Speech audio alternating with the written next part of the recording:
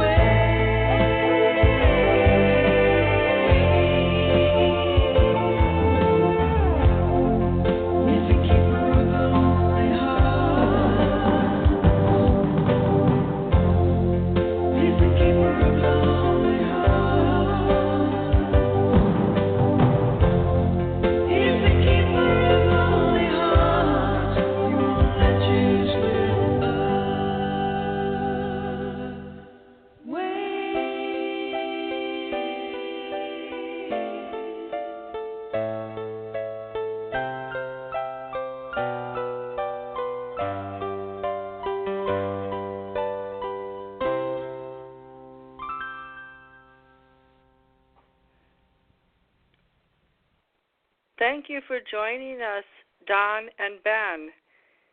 John is in the lurch, and he may join us soon. What are the hot topics this week? Minnesota Public Radio put out an announcement stating that they've severed ties with Garrison Keillor, the creator of Prairie Home Companion, that brought in millions of dollars with them over a 40-year period. In fact, when he sold his first best-selling novel, Lake Wobegon Days, in the mid-'80s, of the $1 million in profits he received 30 to 40 years ago, it was 30 years ago, he gave half of those profits to Minnesota Public Radio, which morphed into American Public Radio and PRI, Public Radio International, the bedrock of radio foundations. Also, why was he fired? Because he patted a woman's back to comfort her, a friend of his who was working with him on the show, and supposedly he moved his hand on her back 6 inches down, and that was considered sexual harassment. The topic tonight is in the court of public opinion, we have what is called character assassination.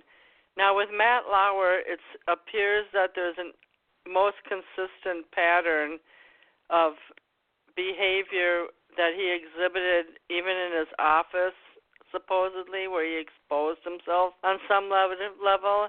But why are people going after John Conyers, too? He is 88 years old. Garrison Keillor is 75 years old. John Conyers of Detroit, Michigan, the U.S. Congressman, is practically at death's door. If they are going to go after him, it would be pretty hard to hold up a front at age 88. He's in the hospital, I hear. The other issue is other people who've been busted in the news, like Al Franken, who is now under an ethics committee investigation. And for a dead ringer, Jane Fields preyed upon with a spark plug disaster, which won't be discussed until later in the show, but luckily it'll be resolved by tomorrow. Good evening, Ben, and good evening, Don. Hey, good evening, guys. Hey, Ben. Hey. Did you ever hug a woman or do anything on the job that might come out and bring something upon your head 20 years later? I remember kissing a guy in the stairwell at one of my jobs in L.A. It wasn't you, Don, by the way. Right. It was a Filipino guy at the American Red Cross. Oh, okay. Well, bottom line, who has the fuzzy tone? Not I. It could be me. Are you out driving. working Are you out working, Ben? Yeah, I'm almost home though. Okay, well, basically this is only going to be a 45-minute show. We have a lot of just current events that are swirling around. Now, neither one of you are from Minnesota, but I know you've heard of Prairie Home Companion, or at least I hope you have. I mean, the author. Well, the author of Lake Woebegone Days, and he's also a columnist in the Washington Post, who subsequently fired him this week because National Public Radio did. Right. More specifically, Minnesota Public Radio. He got canned. I mean, is this like some kind of morphed phenomena, or should we just sit back and laugh or cry? No, I would. In my case, I can't. I have to take the sin because I lived in the George Bush era and Bill Clinton and those guys. So everybody, and this is where Donald Trump learned how to, grab bitches by the pussy and all that stuff. George Bush Sr., it only recently came out that he grabbed someone's ass in a wheelchair, which I really don't even want to know about. But I mean, I don't think Al Franken and Garrison Keillor they're not sex symbols, but they are public figures. That's not a point either. The point is that a more powerful person has the opportunity to take advantage of a less powerful person, and that would be men or women, and that could be interns and students. So you've got this power to, and it's just coming out today because this time, because that's the way the world works. That's why I'm so against war, because one of the tenets of war, one of the main principles of war. Ben, can you mute yourself till you get home, because it's too distracting.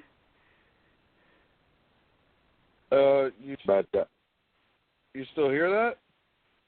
Nope. Now I don't hear it, but I did up to a minute ago. Oh, that was me tearing my phone off Velcro. Well, there you go. Off the Velcro? Okay, John, go ahead with your... Finally got it off. Yeah. John, go ahead with your statement, please. I'm sorry to interrupt. No, I was just going to say that it's just rape is one of the main principles after you've plundered and pillaged, then you rape. And that's one of the things that's been going on in We found out that Iraq is still a principal military activity. You've been talking about who knows what's going on in Afghanistan and let's not talk about that. Can I interject a point so we can stay a little more scrutiny on topic? Now, the New York Times wrote, and I know this doesn't really apply for you, but it's a universal thing. So the New York Times, one of the editorial staff wrote, so when I say it's dead wrong that Minnesota Public Radio is going to stop rebroadcasting past episodes of Prairie Home Companion, I don't make the argument out of any devotion to Garrison Keillor. It's also not because of the allegation that he got fired yesterday after more than 40 years of running the show he founded with very limited information so far. The allegations were that he put his hand on a woman's bare back when he was trying to comfort her in distress. It's because scrubbing the culture. Wait, Don, this is important, okay? It's the universal. It's what my main point is tonight. The Star Tribune's, the Minneapolis Star Tribune said that the behavior amounted to one instance in which he basically just comforted somebody. It's because of the scrubbing the culture of a lifelong work produced by the complicated or compromised or conniving or criminal or contemptible is a practice that is a chilling legacy. It is a policy that is typically carried out by those who lack all faith in people to make up their own minds.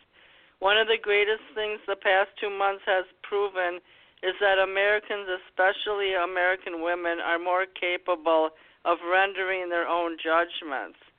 So I guess, first of all, what you and Ben don't know, but maybe it's not relevant, is that Prairie Home Companion went all over the country in the summer for years on end. They even came to the Greek Theater in L.A., and it was a hugely popular show, and one of the presidents called them on their very last night that they aired, which was a year ago, in November of 2016. But now they have this new guy running it. Basically what I'm trying to say is that women apparently do have power if they can take down a major public figure like Charlie Rose. These are people that aren't even threatening style men. They can take him down in one day. Wow. That's Nobody said women didn't have power. It's just not equal power. This whole thing is going to destroy the women's movement. The argument behind it is going to be destroyed by this influx of all these cases. Well, how about John? That was very well said, Ben. How about John Conyers, the 88-year-old, one-foot-in-the-grave congressman who was a vital civil rights leader? This woman got paid off $27,000 to keep her mouth shut, but now she's pissed off. I don't know. Even if he did do something wrong or terrible, short of rape, I don't know if his whole legacy should be destroyed. Do you understand what's going on, though? It's not about the money per se that's being paid out. This is all taxpayer money. All this money is our money going to pay off these, in many cases, bogus claims. Contemplate that the women here know that they want money, period. Women love money. They love money. They love money. They love money. The way that they can get money is to sometimes tell lies, sometimes go around and say, hey, X did this to Y, and this is babies. But who's giving them authority to do that? The court system. The court system right now is trying to figure out how much men should still be in what degree of power. It's not something. But okay, I'll give you an example. The Al Franken thing is rather twisted. I can't even remember the original claim. I think it was that comedy sketch where he pretended he was squeezing boobs. But now there's an Army veteran claiming that when Al Franken put his arm around her in a photo op in the Middle East, that he came too close to her breast. Now, these are people who are just calling the media up. It's not a court-related thing. Well, where no, the one first started? Where were they when they first started? They weren't anywhere in sight. And then all of a sudden, you've got this large number of people coming forward saying somebody blew on my earlobe, or whatever the case may be. That's not the way people interact, where they're afraid of any touch. I don't even understand what sometimes, and these guys do it all. This is how the industry works. That's why I moved to Reno from Hollywood. That's a prevalent thing, but it's a thing, and everybody pretty much knows how far it should go, what should happen. I can hear Pat in the background. Ben, what do you think about, Ben, thank you, Don, and I appreciate that. Ben, can you compare and contrast somebody like Matt Lauer, who has very descriptive situations with coworkers, versus Al Franken, who just didn't put his arm around the Army sergeant right during the ISO tour as a comedian?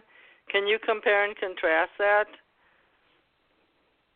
Well, first of all, I could care less about either of them. And if they get fired or if they lose their jobs, I could care less. But the thing is that there is a difference between men and women, and what the colleges and what the third wave feminism movement doesn't want to acknowledge is actually happening, and it's being proved right now that there is a difference, a huge difference. If a man exposes himself in a workplace to a woman, that's a lot different than a woman exposing herself to a man.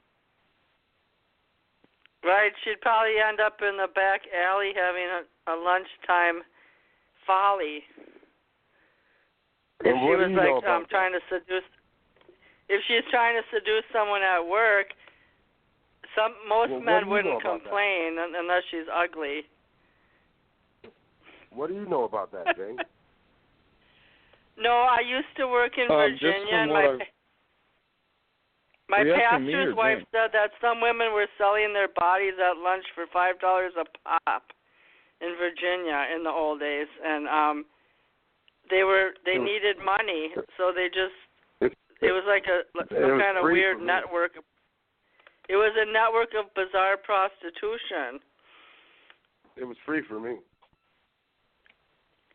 Okay, well, some guys were willing to pay $5 for a blowjob. I'm sorry you're so cheap. Okay. Wow. All I'm saying is Ben's right. A woman's, like John kind of said this on the show a week ago, a woman's powers of seduction has a wide, intricate range. It takes a lot for a man to be offended. Well, we're not even equal. Dress code. And women, right. The women's equality movement is BS when you consider the cases like this, because to be a protected class of people, that to try to be a victim and create a victim class, that's not how men work. There's not a male victim class of people that's protected. Well, it just seems rather like a mass symptomatic. It seems like it does remind me of 1984, George Orwell, where all of a sudden one public filter. Let's take Bill O'Reilly, for example. Apparently that happened over a number of years, and it was documented. But that also, a lot of it didn't come to light, as Don said, until the ball started rolling. Then we have that class of people like Bill O'Reilly and Matt Lauer, who are media moguls. Then we have the Donald Trumps of the world, where there was just things said here and there, but nothing was ever investigated, really. It was just kind of like a media phase. And then, many people have said this week that the public figures are going to be a lot slower to receive punishment than other people, like Garrison Keillor. It just seems like it's kind of like some kind of weird media train, where every day somebody gets exposed and convicted in the court opinion of the public eye. So for me, it's disappointing when someone. I could care less too, Ben, but I do think whether it's that Alabama guy who's running for public office or Al Franken, whether Al Franken's from Minnesota or not, I do care about public figures going down this way versus like a Matt Lauer type person who's already kind of come and gone and he's at the wane of his career. Well, Don was right. This is our money. And these are the same people that they go around lobbying for new taxes to be raised for like schools and infrastructure, and then all this secret money's paid off to keep people quiet. I think they should be sued for the amounts of money that we're talking about, and it should come out of their personal pocket, and they should lose their pensions. Well, in the case of John Conyers, exactly. I'm sure he used some of his own money. Boom. That's a relevant thing, but if it's someone like this thing with Garrison Keillor, it came out a few days ago. He's 75 years old, and he's already had a 45-year career span. Like, what does it matter now? Like, he's going to retire. He's not going to go broke, and he's not going to be sued by the woman whose back he patted. So in that case, I disagree. It's not really relevant.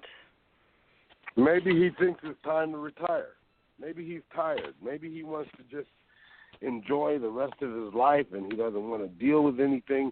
Whatever he did is in the past and he's had a good life. Well, basically he told Minnesota Public Radio that this is beyond him and he's not even going to submit himself to be like. He's not even going to address it. It's beneath him because it's so much bullshit, basically.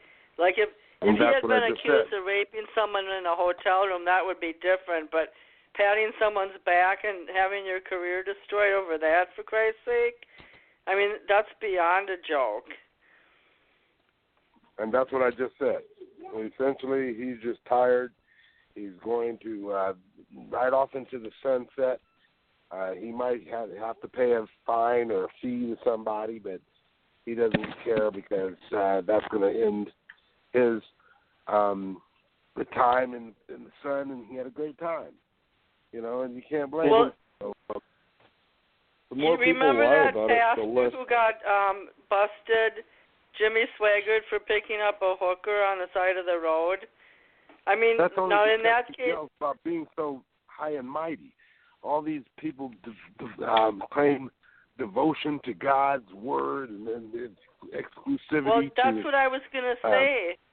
In that case, it's relevant because their messaging and what they're trying to do in society, it is kind of disappointing when, like, a preacher does it.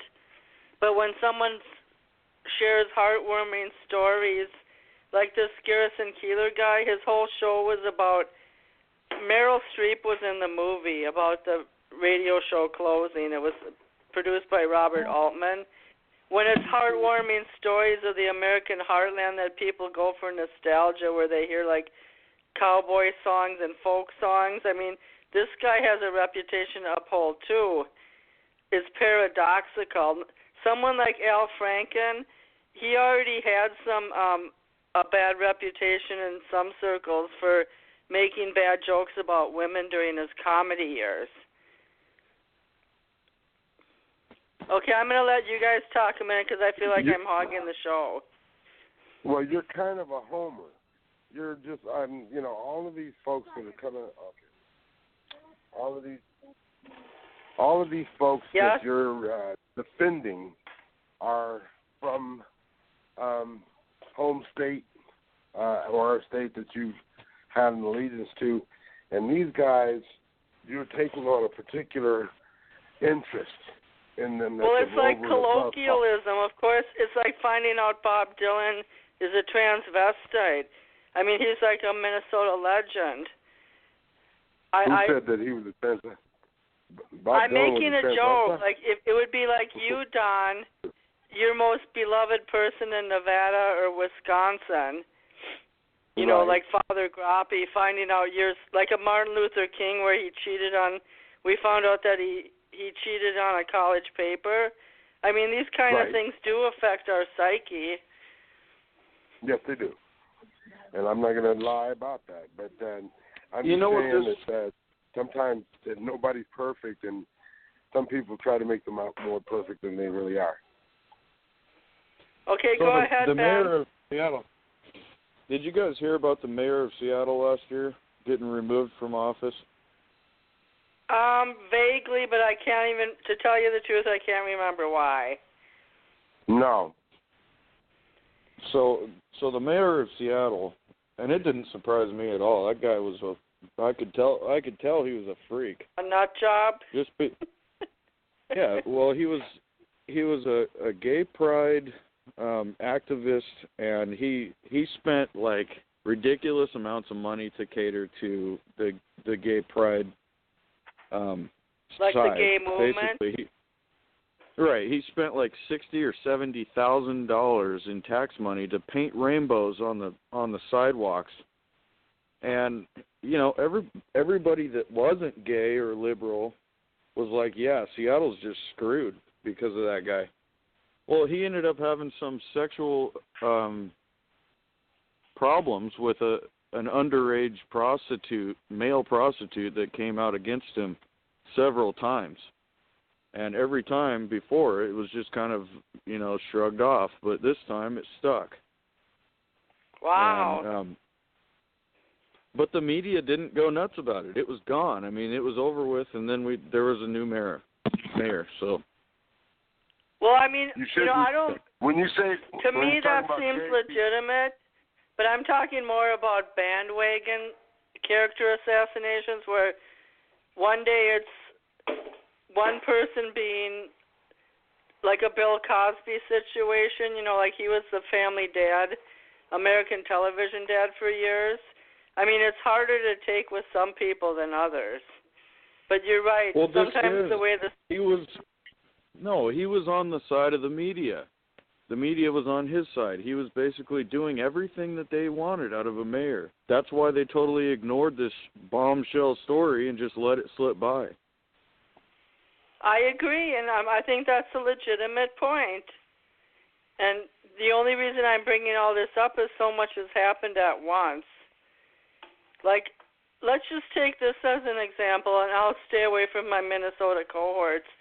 How many people out there do you think still thinks Bill O'Reilly is a good historian who writes good books and is a good media scrutiny person? Like, supposedly he brought in all the ratings at Fox.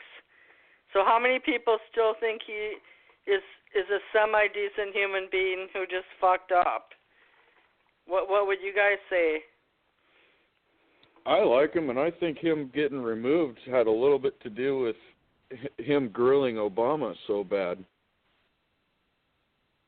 Who knows if it's true or not? Well, I think in his day he made pretty good arguments. He was aggressive in a good way. Like he asked the right questions, even though I'm not a conservative, and he was on top of things. And to me, I don't know. It's just kind of strange. But once again, just like him and Matt Lauer, there were specific situations and specific examples where he really screwed up. Like he behaved inappropriately, or he tried to get something that he couldn't have, and he used ineffective means to get it. So I just can't handle all the emotional downgrade of certain public figures all at once. It just seems like a witch hunt. And I think, Ben, could you describe the third wave of feminization in a better tone that I can understand? The attack on patriarchy in general is basically where they've gone wrong, and I think it's the main thing that makes their argument suck is because attacking every father figure and every male and saying that males are rapists by nature and that they should not have any power at all, that's a problem, because you're attacking every civilization from the beginning of time when you do that. And you're saying that males are all inherently... I think the Harvey Weinstein case is different, because I heard a lady on the radio today from New Jersey who worked in entertainment, where there's like this unspoken rule that you have to, like if you're a grunt in the industry and you have to submit to the boss in the beginning, then you just shut up to keep your job. But in a situation like in D.C. or public radio that I was talking about, it's a little different. Like in unexpected areas where you don't expect men to behave like that, then it becomes more shocking. Like everybody knows the casting couch stories, but we thought maybe we had evolved from that. So within certain institutions, we know how certain men act, but women do too. And I'm sure some women have done scandalous things to get roles too, and maybe stepped on over somebody else to get it. Right, and that's something that every father should teach their daughter about subjugation and how to avoid it from an early age. And some women go out and put themselves into positions where they can gain something from it, even if they're going to have to play the victim later. Well, then there's the question of, can you guys name one of the women by memory who has brought out an accusation of Al Franken this week? Like, sometimes these women, their stories come and go like a roundabout in the media, too. Like, the power of their story lasts 72 hours and then it fades. Unless it's like a Bill Cosby thing where they covered it for months on end, how he gave the date rape drug to certain women. So that's another story. But when it's just a flash in the pan news, some people forget within 72 hours. Now, in the case of half of them are drunk or drugged out, and these women don't even recall what exactly could have happened. Or men, because it happened. And plus, they didn't say it for 20 years. They just kept their mouth shut. Right, and that's for fear of their careers. These women, I've been there. I've seen them. They're young girls coming from Podunk, Idaho, and they're there to make money. They're there to become stars. They'll do anything to be a star. And, we've got people, Roy Moore, for instance. His wife, he was with her when he was 15, apparently. She's 15 or 16 years old. And, that's just coming out now in any kind of deference to his lifestyle before. This is something that is... And trust me, in Southern culture, I lived in Virginia and Oklahoma. In Southern culture, men, I knew a military man who married a woman at 16. Like, that's not such an odd thing in the South. No, and it's probably your cousin, too. But the bottom line is that it's people in this day and time, the puritanicals, and this is what I'm talking about right now in terms of Roy Moore and those people of his ilk.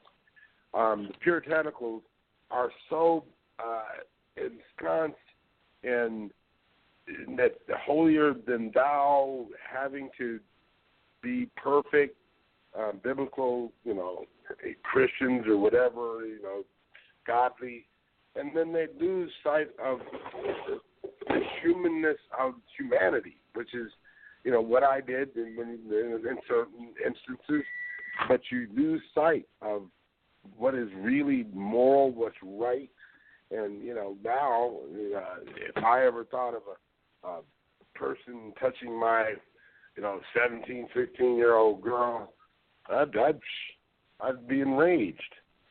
And that's what a dad... Well, it's like Ben was saying, it's kind of a fuzzy line. Like, if Al, let's say your daughter Shannon's at a press release for a local like a state senator, and he puts his arm around her for a photo op, and he happens to just nick her boob by mistake. I mean, it just seems rather accusatory that these women are coming out 5, 10, 15 years later over something that little. If it's one thing if he followed her to the car and tried to get her into a hotel room, but it's our job to figure out if it's true. It's our job to figure out if it's true or not. That's the point. Anybody can right, claim but the media just reports just because that girl was an Army staff sergeant or whatever during the ISO tour, did they fact check before they aired the segment, or did they just take her word verbatim? I'm not so sure. Nobody has ever questioned the validity of the picture itself. This could have been staged. She very easily does not have to be asleep, or she had her eyes closed. You know, these are other guys or the guys and girls on this airplane.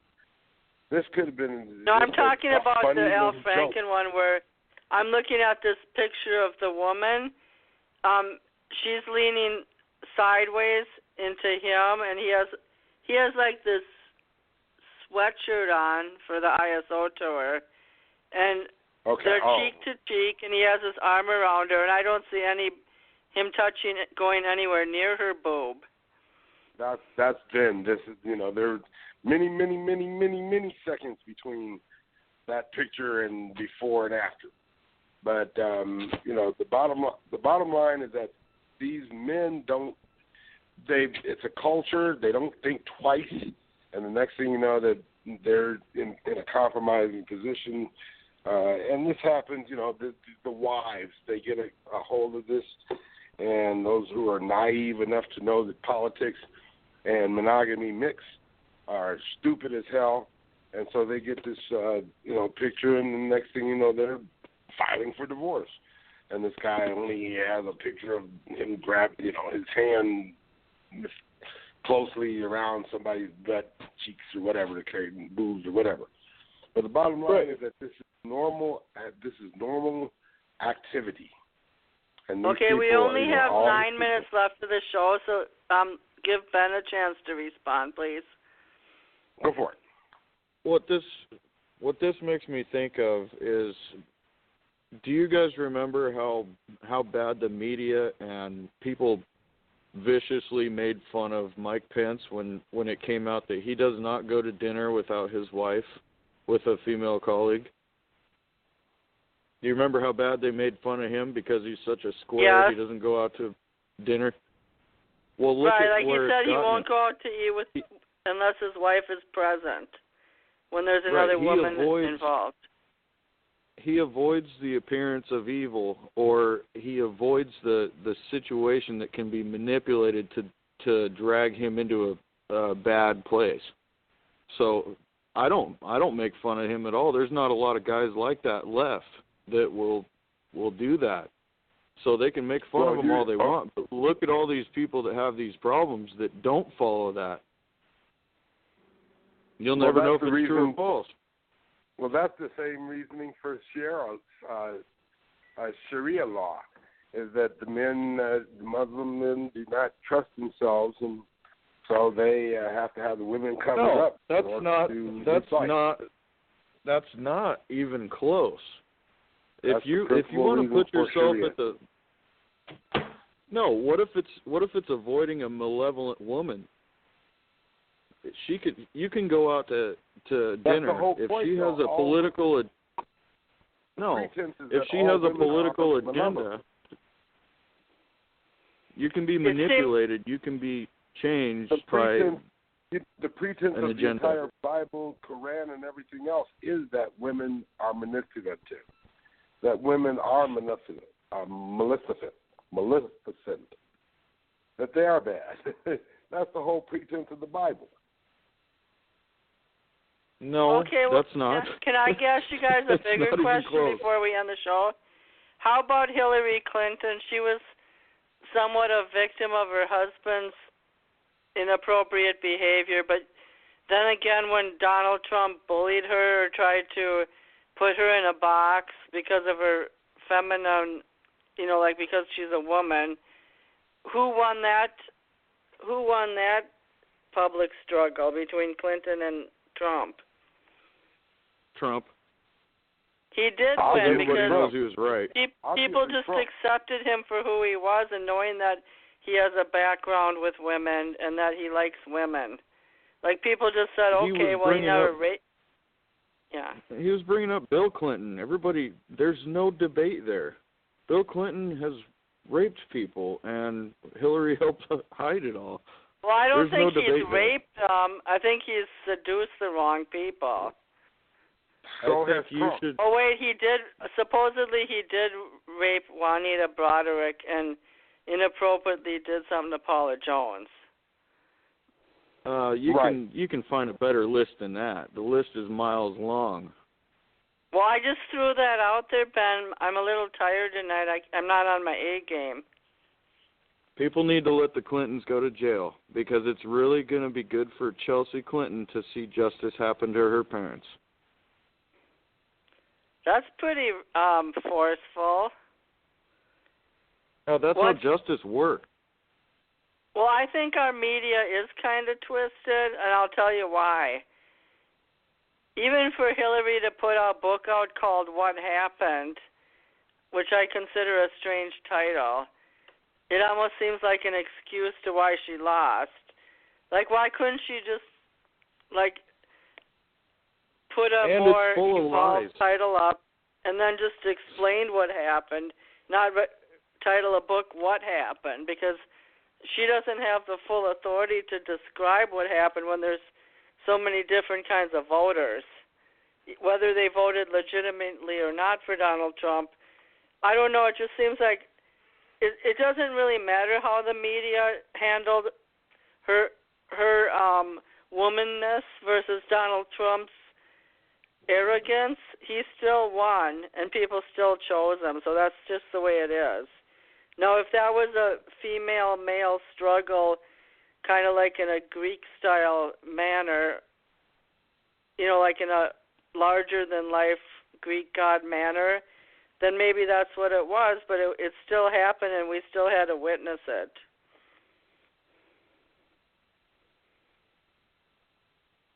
Yeah. Any comments? That just threw me off. I have no idea what you meant by what I'm trying to say is I'm trying to be prophetic here. With all the type of... by the way, you guys, I got rid of my cable again because I just couldn't handle the coverage. I'm staring at a blank TV right now. I'm trying to say that in the American public media, it's like a circus or a parade where some things are legitimate and they have real legitimacy, but other things are like a charade where it's just the alleged accused or the probable cause, and we can't color distinctly between the black and white lines of those types of areas on who's really guilty of something and who's really innocent. Now, let's just use Bill Cosby. This is my conclusion because then each of you have to make yours. We have a short show tonight. In the court of public opinion, they spent a year to a year and a half on Bill Cosby's demise of his character, and in the end, it was a hung jury, and that was it. He never went to jail. Blah blah blah. Now we only have 2 minutes left, so I have to cut myself off. Could somebody make their conclusion? Yeah, I will. Going back to the court of public opinion and Hillary's book, I think she's really good at manipulating the public opinion, and I think the book is her way of trying to change the public opinion to save her, because she did some bad stuff and it's going to come out, and she's hoping that the public opinion will be there for her. But it's gone. People let her go already. Well, I think that's relevant, and I hope she's only trying to protect her legacy, not make another major run for public office. Because in her little world, whether you like her or not, She obviously has some kind of short or long-term agenda that we cannot honestly define unless we were her. Unless we were her. Unless we were her. Unless we were her. Unless we were her.